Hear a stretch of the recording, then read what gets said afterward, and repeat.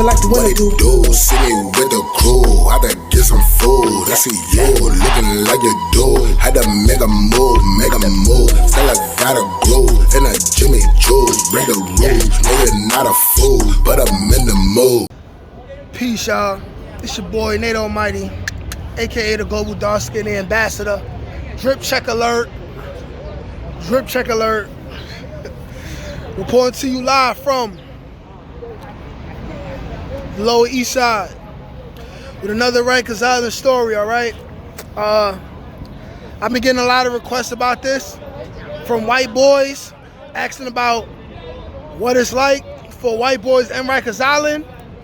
So without further ado, I give you the life of a white boy in Rikers Island. What will it typically be for a white boy, and experiences that I've had, heard of, or seen as far as with white boys. Let me explain it to you. If you're a white boy and you're in the streets and you end up in New York's Rikers Island, let me tell you how it's gonna go for you, okay?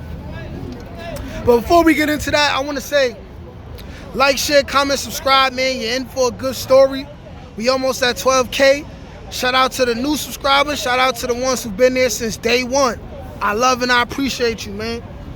But let's get it though. You a white boy coming into Rikers Island, okay? Expect to not have no power at all. White boys had no power, zero power. Might I always say that the most power is always the police and what they allow the people under them to do that's locked up. But if you eliminate the police, right? Blood's at the very top. White boys at the very bottom, okay? White boys can become the biggest prey on Rikers Island, okay? Now, white boys will not, have not. I haven't seen it. I've heard rumblings of some in the past and rougher eras, but in my time when I was there for a year and a half, there was not one white boy that beat up a bunch of dudes and started running the crib. There was no Aryan Nation. There is no Aryans in Rikers Island. There's too many black people for that, not enough white people.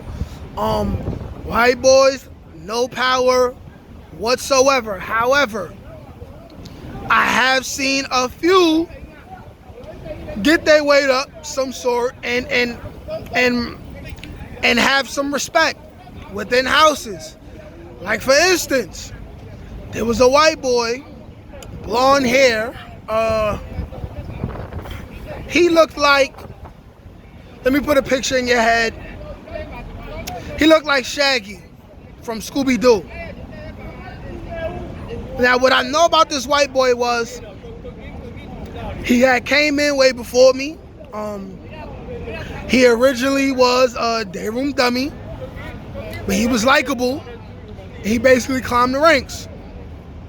He got liked enough by the people who ran the house, the Bloods who ran the house, that they gave him the day room.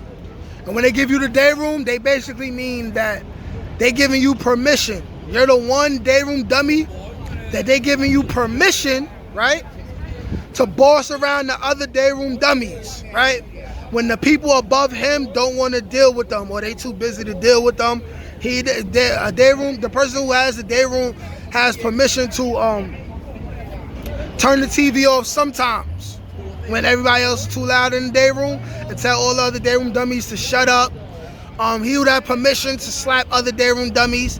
But when you in this position, that means that you still a crash dummy, you still a day room dummy, but you're likable enough to where you reach a position where you've been promoted to have the opportunity, right, to get some fighting in and get your weight up and possibly, who knows, maybe even get a team spot in the future, you know?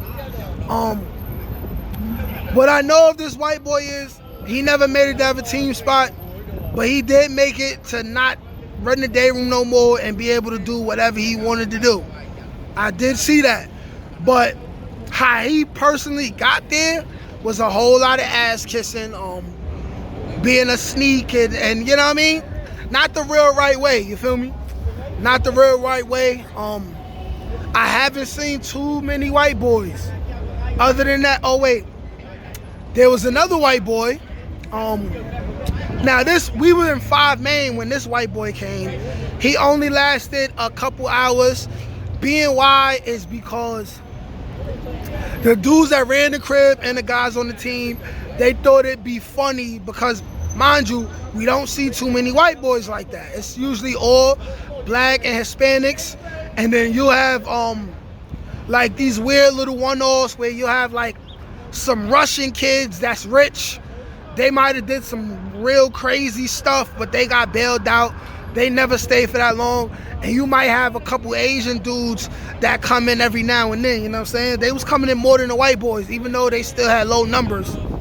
But this particular white dude, the guys that ran the crib and the guys on the team decided to play a trick on him and see if they could get him to immediately start setting it out, giving out commissary and stuff within 24 hours by pretending to be booty bandits. Yes, they did play games like this. They did play games like that, you know what I'm saying? And for all you dudes from the hood that's acting preposterous, when you talk about presumably straight men, right? Playing booty bandit jokes and those type of jokes, let's be real, we from the hood. You know what I'm saying? These type of jokes go on. And as you get older, men realize that it's not cool to keep playing like that, and hopefully they stop. But you know, the white boys, a lot of them, they play them type of games their whole life. You know what I'm saying? Like I don't know, like it's a joke, but you know, I don't know. Sometimes I be feeling like, you know what I'm saying, like Caucasian men, they might get drunk around each other every now and then and like stick a carrot up somebody's booty hole, like Dave Chappelle said, you know what I'm saying? But back to the story. Basically, they confronted this white boy, and he was acting tough at first, and he was basically saying how he wasn't gonna be with it, even though he had nothing, he know nothing about Rikers Island, you know. This was one of those white boys where he came from a good background, but he must have been mixing it up with the wrong people or something like that. But they basically said it. They said, hey, listen, you got 2 options. You die, you die, right? Or you give the booty up, period. You die, or you give the booty up. And he was trying to resist and all of that. And then, you know, dudes, I'm watching, laughing, like, they playing with him and like they like touching his ear and like squeezing his shoulder, stuff like that. And they're like, yo, every night in the shower, just go in the shower and bend it over, and somebody gonna come take care of you, you know what I'm saying? Yes, messed up, but you know, when you're between 16 and 18 years old and you in Rikers Island C-74 adolescent, you know, it's real boring. Like, you like to find things to occupy your time with, and that was just one of those type of things, you know. I know it gets crazy in other jails in different states, you know what I'm saying? But I ain't even see many white boys when I went upstate. Like, when I was in Green, I ain't even see that many white boys, and the white boys that I did see was like weird. Like, I was up north and I was bunking with a white boy, and like, he was doing time for like hanging a cat and setting a cat on fire. Like, I don't like white dudes are like kind of weird. Like, y'all do like extra stuff sometimes. Like, not all of y'all, but y'all do extra like cruel, like unnecessary psychopathic stuff, you know? Cause you know, y'all don't know how to act if y'all don't get enough hugs growing up. You feel me? But black people, a lot of us may not have gotten a lot of hugs. We find different ways to deal with that. Like, but okay. You know, shout out to the white boys though. But yeah, that's my story, man. The life of a white boy, you know what I mean? To summarize it is most likely he will not climb to a high ranking. Now, race don't got nothing to do with having the best hands. I'm sure if a white boy come to Rikers Island and he got great hands, or if he just show how crazy he is, and he willing to go that extra mile, I'm pretty sure he'll be able to do whatever he want, just like anybody else who's gonna let they nuts hang and drag. You feel me? But I want to end this by saying, like I always say, I don't support the oppression. I don't support the gang activity, but I do support real men from real gangs. Men who realize what their forefathers and their gangs have done before them, and they care about fixing that stuff up.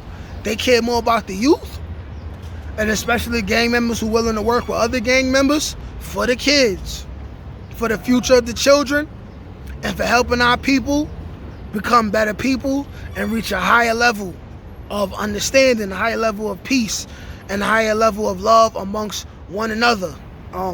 But that's the story, man. Like, share, comment, subscribe. Peace.